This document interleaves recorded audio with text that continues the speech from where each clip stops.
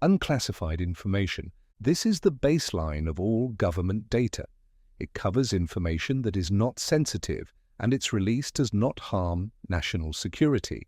The guiding principle here is openness, ensuring that citizens can access government work and hold institutions accountable. This is why unclassified material forms the backbone of transparency in a democratic system. Real-world examples are everywhere.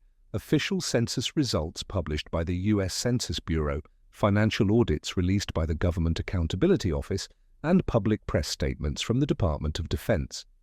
Even military organizations generate vast amounts of unclassified data, such as training manuals, recruitment brochures, and logistics reports that carry no strategic value. The defining feature of unclassified information is that anyone can access it freely, often through government websites or public archives. Controlled, unclassified information. This category is a step above ordinary public information but does not fall under classified national security categories. It was created to unify what used to be a confusing system of markings such as for official use only or sensitive but unclassified. Controlled Unclassified Information, or CUI, protects sensitive data that requires restricted handling for reasons like privacy, law enforcement, or infrastructure safety. Unlike classified material, access does not require a formal clearance, but individuals must demonstrate an official need to know. Examples include Social Security data, FBI, files from ongoing cases, or blueprints for bridges, power plants, and airport security systems. The release of this material would not immediately threaten national security, but it could endanger individuals or create vulnerabilities if misused. For instance, exposing the security schematics of a water treatment plant could allow attackers to disrupt critical public services. Confidential. Confidential is the first official level of classified information. Its unauthorized disclosure could cause measurable damage to national security, though not catastrophic harm.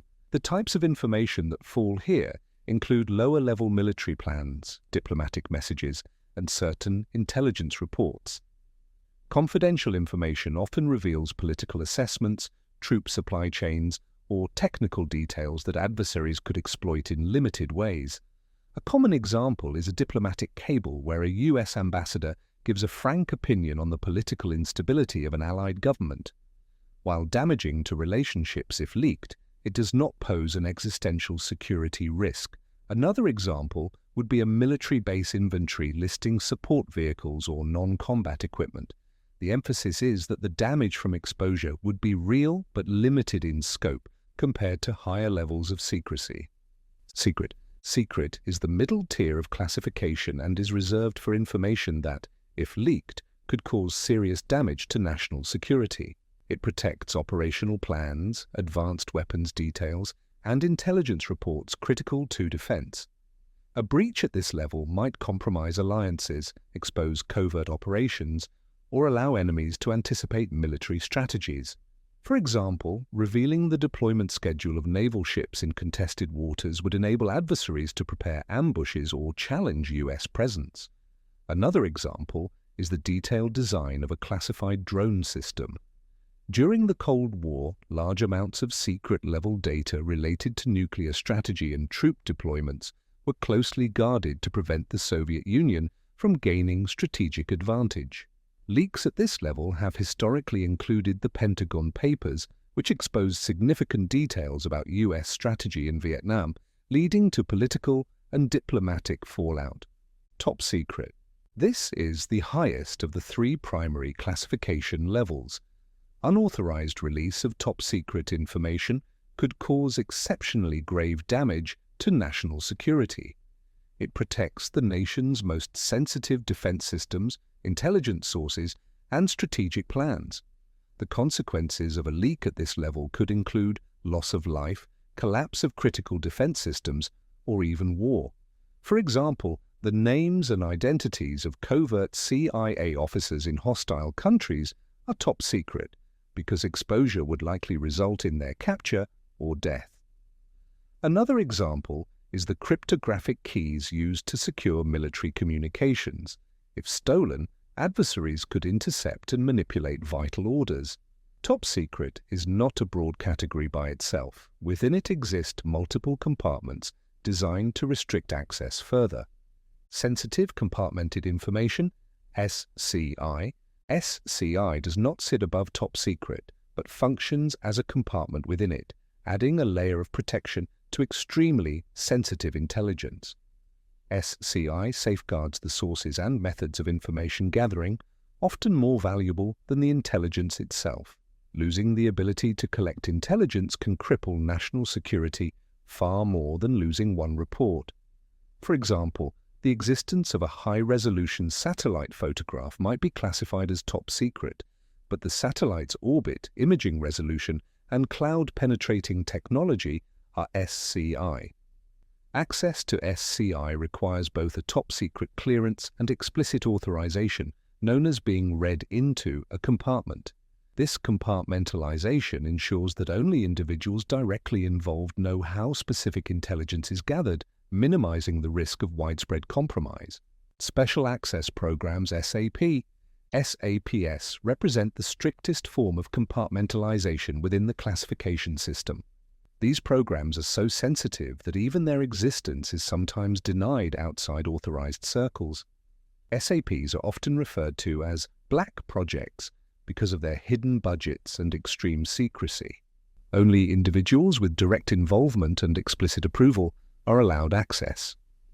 A famous example is the F-117 Nighthawk stealth fighter, developed in the 1970s and 1980s under a SAP.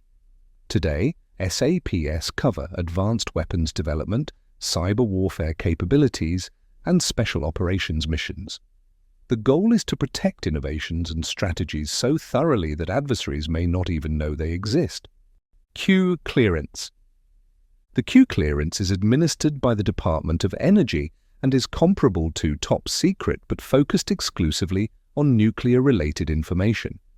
It allows access to restricted data, which includes nuclear weapons designs, and formally restricted data, which covers nuclear material production and other sensitive activities. The importance of Q clearance lies in safeguarding nuclear knowledge that could enable adversaries or terrorists to build or sabotage nuclear weapons. Examples include the blueprints for thermonuclear warheads, the enrichment processes for weapons-grade uranium, and the launch protocols for intercontinental ballistic missiles. Unauthorized disclosure of this information would pose a catastrophic threat to global security, making Q clearance one of the most sensitive clearances in the U.S. system. Presidential access. The President of the United States holds the unique position of having unrestricted authority to access classified material. Unlike other officials, the President is not constrained by the need to know rule, since the role requires visibility into all aspects of national security. This ensures the Commander-in-Chief can make informed decisions. However, even presidential access is managed carefully. Information is delivered through the President's Daily Brief, a document prepared by intelligence professionals that consolidates the most critical intelligence in highly compartmentalized form. Each report is monitored and archived to trace leaks if they occur. While no clearance technically outranks top secret, the President's access demonstrates how authority can override structural limits in the classification system. Physical and digital security controls. Protecting sensitive information requires both physical and digital safeguards. Physical measures include SCIFS, secure facilities designed to block electronic signals, along with safes for storing documents, armed guards, and two-person integrity protocols that require two authorized individuals to maintain custody of highly sensitive material. Digital measures include encryption, tiered network permissions, and detailed access logs that track who views which files. These controls are designed to prevent espionage, insider leaks, and cyber intrusions. For instance, intelligence briefings for senior officials are often stored on air-gapped systems, computers not connected to the internet, to reduce the risk of hacking. Strict monitoring ensures that any breach can be traced back to the individual responsible. If you want to see how these secrecy systems relate to America's overall defense posture, check out the video Every DEFCON Level Explained in Detail, which shows how the US measures and escalates readiness during times of crisis.